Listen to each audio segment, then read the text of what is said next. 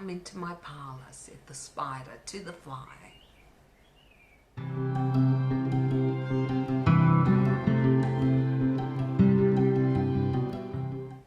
G'day plant lovers, welcome to my channel. If you're new here, my name is Kathy. For my return visitors, thank you so much for coming back. I really do appreciate it. Today I want to put the spotlight on the Parlour Palm, Chamaedorea elegans, and I am sure I butchered that, which is odd because Chamaedorea is actually two Greek words, which I do know. Chamo, I think it's chamo, which is earth, and dora, which is gift, gift to the earth. And elegans, which is I think a Latin word, means elegant. And I have to admit, I think that the Parlour Palm is an elegant plant. I also think it's underrated. Most people seem to want those huge palms like the golden cane palms or Kentia palms or majestic palms, which grow a lot bigger than the Parlour Palm.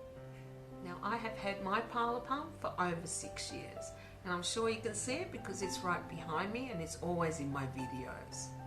My parents bought it for me as a gift when I first moved into this house, and I've had it ever since. Surprisingly, it has survived really, despite me, because I honestly didn't know what I was doing for the first 4 years, and it's only been the last year and a half that I have taken, I think, better care of it. So it's got a bit of wear and tear, but it is a very hardy plant. In fact, it can take abuse and neglect, because I certainly am guilty of both, and it will still flourish. Its common names are Parlour Palm and Bella Palm, just to name a few. The reason it got the common name Parlour Palm is back in the Victorian times, when plants were very popular, the Parlour Palm was one of the hardiest that could tolerate cold conditions, lack of humidity, and they were very often displayed in parlours. And the parlour was usually the most distinguished room of the house, so it was a little bit of a status symbol, I think, to have a Parlour Palm in there. And because they were ubiquitous in parlours in Victorian England, that's how it developed its common name of Parlour Palm.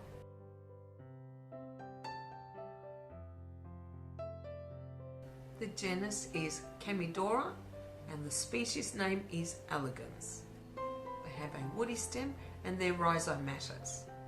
It originates from the rainforests in Mexico and Guatemala and perhaps a few other Central American countries. It is an understory subtropical plant that can also flower. It was first identified in 1830 by a German botanist, Carl Friedrich Philipp von Martius. Now the Parlour Palm is very widely cultivated and it is extremely popular as a house plant because it is hardy and can tolerate a lot less optimal conditions than other palms can.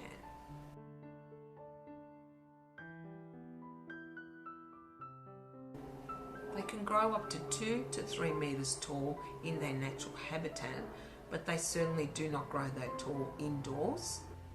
Indoors, Parlour Palms can grow to say about 1 to 1.5 meters, but they are extremely slow growers. Now I have had mine for 6 years and it has grown quite a bit. At the moment I would say it's about 1.25 meters or around 4 feet, roughly. I haven't actually measured it.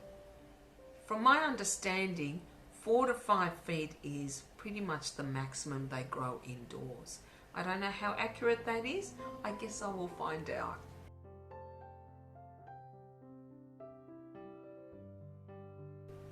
Unlike some plants, they do flower young, and for the last 2 years, since I've been taking better care of it, it has actually flowered on me. I have to admit the flowers are nothing to write home about. They're quite dull looking. Regardless, that tells me that it's a happy plant, despite the abuse that it has suffered throughout the years that I've had it. Apparently, the inflorescence, the flowers, are also a delicacy in El Salvador. I just love learning new things about my plants. I haven't tasted them and I'm not intending to.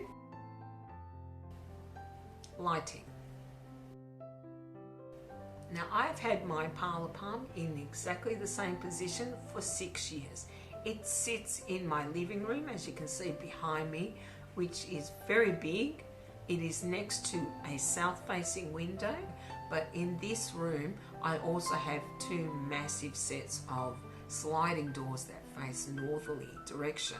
And because we're in Australia, the light from north-facing windows is the best and strongest light that we can give our plants. And south-facing windows is the lowest light levels.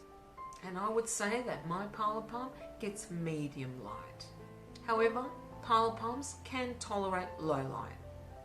Doesn't mean they'll grow very well, and as I've said, they are slow growers, so they will grow even slower with the less light that you give them. Humidity. Being a subtropical plant, the Parlour Palm would prefer more humidity than less humidity. However, these are really adaptable plants and they can definitely tolerate the regular humidity levels in our homes. I've had my plant in the living room for the past 6 years where I run the heater pretty much all the time in the colder weather, and it has not missed a beat, which tells me that whilst it may prefer higher humidity, it can definitely tolerate lower humidity than perhaps some other plants, particularly some palms. You don't need a humidifier to have a Parlour Palm, but like most tropical plants, if not all of them, the more humidity we can give them, the better they will do. Watering. Palms like to remain moist, but not soggy. It can be hard to know the difference between the two. Some people put their finger in the soil, say an inch or so, and if it's dry, then they water their plant. I prefer to use a moisture meter, and when my moisture meter reads, say, 4 or 5, that's generally when I will give my plant some water. Now, if you improperly water your Parlour Palm, it will show it in yellowing and brown tips on the fronds. And as you can see, I am definitely guilty of that with this plant. For 4 years, I would water it like clockwork every week, which was definitely not the way I should have watered it. As to how often you need to water, it all depends on how big the pot is and how much light your plant gets. Now my Parlour Palm is in a very large pot and it gets good lighting, so I find that I can water it every few weeks. Sometimes it can even go over a month, and you will definitely need to water your plant more often in the warmer weather than you will in winter. Propagation. Not easy. Quite often when we buy a Parlour Palm, there'll be more than one plant in the pot. There's usually quite a few to make it look nice and bushy. Now, propagation is only through dividing those plants or by seed. And apparently it's not an easy process anyway, so it's really not something you can do unless you have a lot of plants in your actual pot. Pruning. Okay, everything I have read is that you should not prune your Parlour Palm. That is not to say that you can't prune off any dead fronds or yellowing fronds, but it is recommended that you be sparing with pruning because Parlour Palms grow from terminal buds, which I think means that if you were to cut off a frond at the top, it will stop growing completely. And apparently if you prune them a lot, they don't like that either and may not grow for a very long time. They're not one of these plants that grow every which way. Parlour Palms are quite compact, so you should not need to do a lot of pruning. And if you do need to prune, I would recommend that you do so down the bottom and not from the top. Soil and repotting. I think any regular potting soil would be sufficient for parlour palms. I don't think they require anything extra. Obviously a well-draining soil is best with pretty much all plants, but it doesn't require a more airy mix like, say, succulents or cacti or anything like that. So I would recommend that you just use a general potting mix, and that should be sufficient for your parlour palm. Now apparently they do not like being repotted and can go into shock and take a long time to recover, and their roots are quite sensitive and fine, and it is recommended not to repot them often. In fact, the longer you can leave it in the same pot, the better it will do. Fertiliser. In my opinion, all plants like to be fertilised. I would definitely recommend that you fertilise your parlour palm. I started fertilising last year, and I have definitely seen a huge improvement in the plant. It has not stopped growing, and it is growing a lot faster than it usually grows. Plus it has also flowered on me, which tells me it is very happy. I don't like to fertilise in winter, but I fertilise every other season. And it's up to you whether you decide to fertilise your plants in winter or not.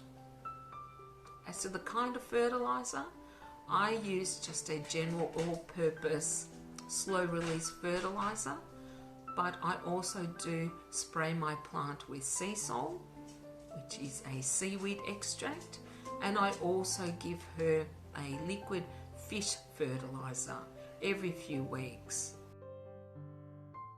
Pests, problems. Let's start off first with pests. As I've said before, I've had my plant for over 6 years, and I will admit that for the first 4 years I probably would not have recognised the pest if it jumped up and landed on me. But I think I would have noticed if I had seen something crawling all over it. Regardless, in 6 years I've never had a single pest on this plant. Now that does not mean you cannot get pests. Of course you can. All plants are susceptible to pests.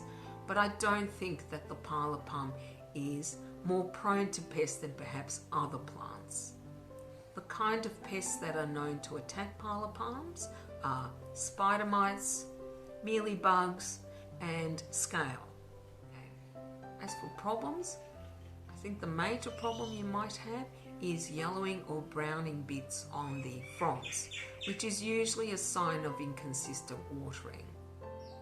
Well, I hope you enjoyed this spotlight on my parlour palm. I definitely think it is a beautiful and underrated plant. It may not be as majestic looking as certain other palms, but I think it has a charm of its own, and I am extremely fond of mine. Definitely makes an impact in your home.